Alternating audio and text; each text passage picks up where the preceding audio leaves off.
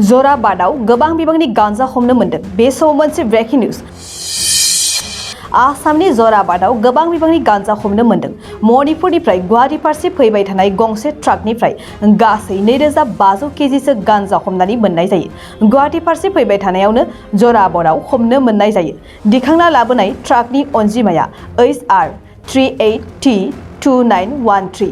हमजानाय बे गांजाफोरखौ गासै 15 कौटिसो जागोन होननानै मिथिहोदों। ट्राकजों लोगोसेयैनो सानै सुबुंखौबो हमनानै मोननाय जायो। सानै सुबुंनि मुंखौ हारियानानि अशोक कुमार आरो उत्तराखन्डनि जितेन्द्र कुमार होननानै मिथिहोनाय जादों।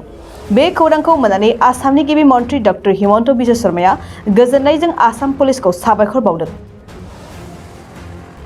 जराबादाव गोबां बिबांनि गांजा हमनो मोन्दों। बे समाव मोनसे ब्रेकिं निउज। आसामनि जराबादाव गोबां बिबांनि गांजा हमनो मोन्दों। मणिपुरनिफ्राय गुवाहाटी फारसे फैबाय थानाय गंसे ट्राकनिफ्राय गासै 2500 केजिसो गांजा हमनानै मोननाय जायो। गुवाहाटी फारसे फैबाय थानायावनो जराबादाव हमनो मोननाय जायो। दिखांना लाबोनाय ट्राकनि अनजिमाया HR 38T2913। हमजानाय बे गांजाफोरखौ गासै 15 कौटिसो जागोन होननानै मिथिहोदों। ट्राकजों लोगोसेयैनो सानै सुबुंखौबो हमनानै मोननाय जायो।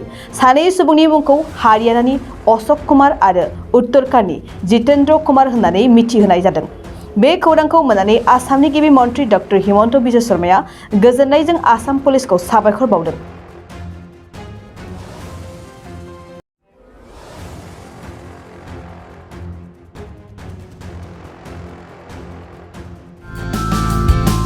बाजाज कम्पानिनि गुबुन गुबुन रोखोमनि बाइक सालायनो मोजां मोनग्राफोरनि थाखाय गोजोनथाव खौरां।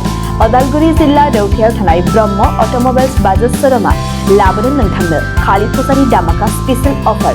खेबसेनो रां होना बायथारनायजों लोगोसे बेयाव फाइनान्सनि सुबिदाखौबो लानो हागोन। खोब खम बेसेनाव एबा 15,000 डाउन पेमेन्ट होनानै नोंथाङा बाजाज कम्पानिनि गुबुन गुबुन रोखोमनि बाइकखौ लानो हागोन। गोबांथार फोरमानलाइसि होनांगौनि गोनांथि गैया। बाइकजों लोगोसेनो फुजानि गोबांथार गिफ्टबो मोननो हागोन। गिफ्टआव थागोन हेलमेट गंसे, 3 लिटार पेट्रल आरो मोनसे गोसो बोगथाबनो हानाय अनथोब। बे स्पेशेल अफारा 24 अक्ट'बरनिफ्राय 31 अक्ट'बरसिम सोलिगोन।